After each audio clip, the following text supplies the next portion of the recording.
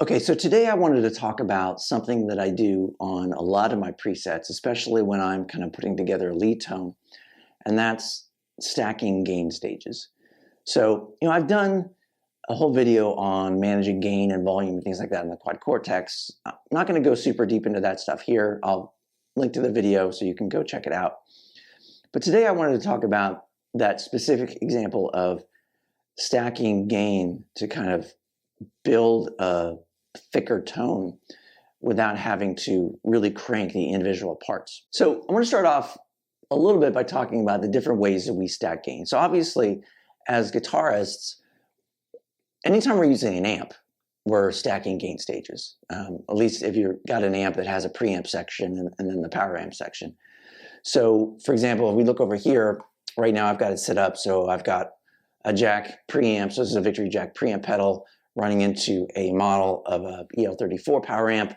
I mean, that's an amp, right? You've got a preamp section that's driving, and then you've got a power amp section that's also driving and kind of smoothing out what's coming from the preamp. So it's a great sound, and that's what it's doing. So what we're talking about doing here is really not much different. We're just adding more gain stages.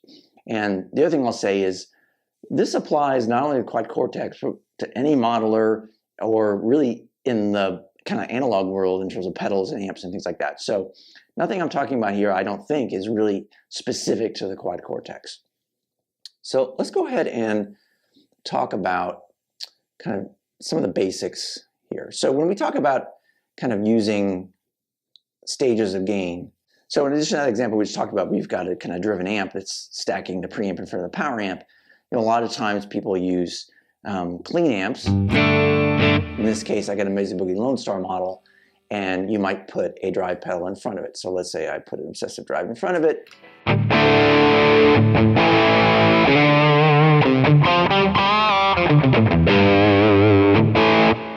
So there, a lot of times you hear people talk about, have the clean amp, pedal platform, set at edge of breakup.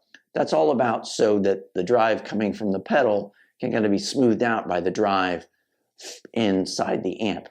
Or, you can push the volume at the pedal in order to push the amp into more overdrive. So all that kind of stuff is about stacking gain. So the other thing we can do is, if we go to a higher gain amp, a lot of times you might stack drives in front of a higher gain amp for more of a kind of an EQ thing. So commonly you'd use like a tube screamer, which is what I have here, or you can use a rat for this sometimes. I did a whole video on that. I'll link to it here. And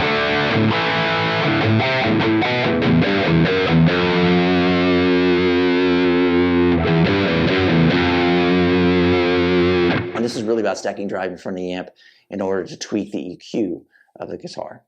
And so that's a different way. But what I want to talk about today is stacking drive in order to kind of get a bigger, thicker tone without having to push the amp to get super hairy.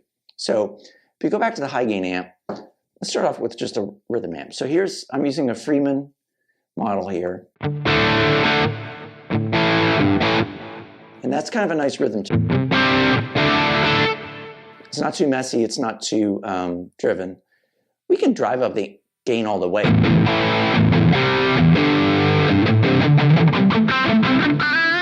And that's a cool sound, but it can get a little messy and a little hairy. And personally, I don't like that kind of tone. I'm looking for something that I want it to be big and thick, and I like the compression, but I also like to feel a little neater and a little more controlled. And, for me, this kind of came about because I was, a big fan of Eric Johnson. I love his kind of violin-ish lead tone. And I'm looking at what he was doing, and for a long time, if you went to his website, he had a diagram up, I'll put it here, that showed, okay, this is how his rig was set up at the time. And if you can see, he's running a BK Butler tube driver into his Marshall. And so in my head, I was like, oh, it's the tube driver. That's what's giving him that tone. And I actually got one and tried it out, and it sounds great, but that's not what was giving him his tone. What was giving him his tone, obviously besides the guitar and his fingers and all that kind of stuff, is he was running that tube driver into the Marshall that was already cranked. And so he was stacking the gain from the 2 driver in front of the Marshall, which was already driven, in order to get, that warm, rounded off tone. And so I started doing that and started getting a lot of success with it. So if we take this rhythm tone and we stack, I like to use this Archer Icon. So this is a capture I created of an Archer Icon pedal, which is kind of like a gold clone.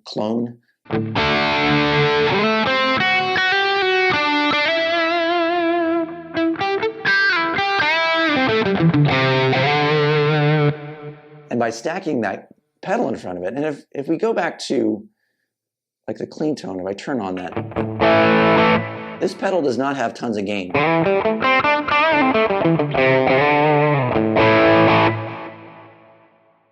But when we just put it in front of a driven amp, it's just adding that little bit extra to kind of add some fullness to it, add a little bit of extra compression.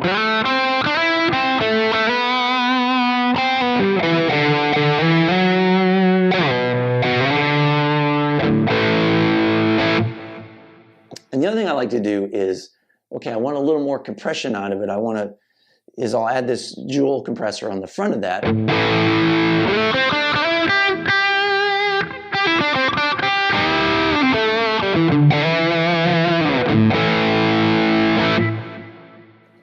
And if you look at the Jewel compressor, not tons of compression here.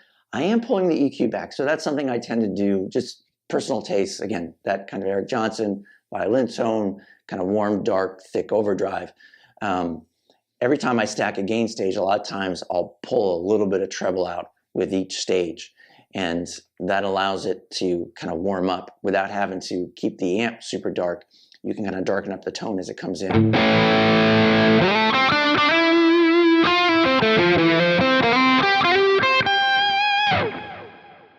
If we compare that just to the high gain amp.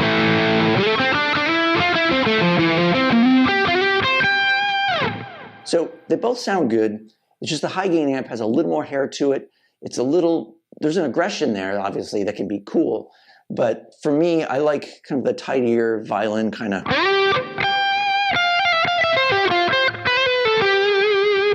I like that kind of approach. And you can do this in front of kind of more moderately driven amps. So if I go here, this is a driven Lone Star, kind of a nice bluesy tone.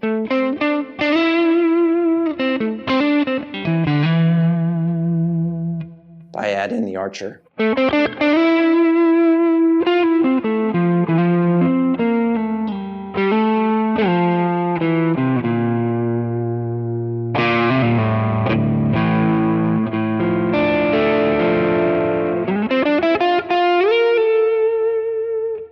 It can be nice too. I don't do that quite as much. And that gets back to maybe some of the downsides of doing kind of this kind of stacked gain lead tone. One of the things that stacking all these gain stages in front of the amp will do is it makes it a little less dynamic in terms of its responsiveness to your pick attack and things like that, and the guitar volume as well. So if you want to be able to have a big thick lead tone and then roll off the volume and kind of clean up and be real bluesy, when you're stacking gain stages in front of it, each gain stage is pushing the signal, compressing it, and all that compression can kind of negate some of the dynamics you might get from that. So I find this works best, full on 10, you want that big, thick, soaring kind of lead tone. If you want something that is more kind of dynamic and responsive to your pick attack, your volume control, your tone control, I think just keeping the gain from the amp model is probably a better way to go, which is why I don't tend to stack kind of gain pedals like that example where I have got the slightly driven Lone Star, putting a gain in front of it. It can sound good, but for those kind of bluesy tones, I like to have a little more responsiveness to my fingers and my pick attack and things like that, and it can kind of turn that off. But for the kind of lead tone, I really like doing this. And you can stack kind of more gain. So if I go to this Archer Icon, if I change it to use maybe the gain 9 level.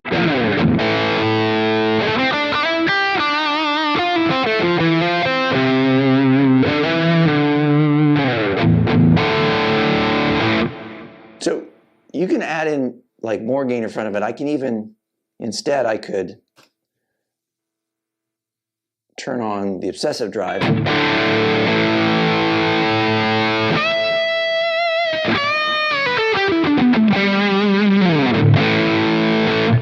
And again, it has a little more tightness to it.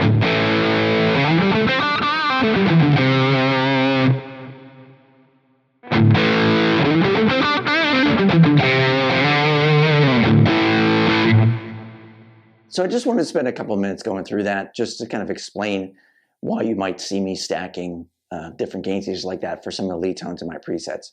I hope you found this interesting and helpful, and as always, thanks for watching.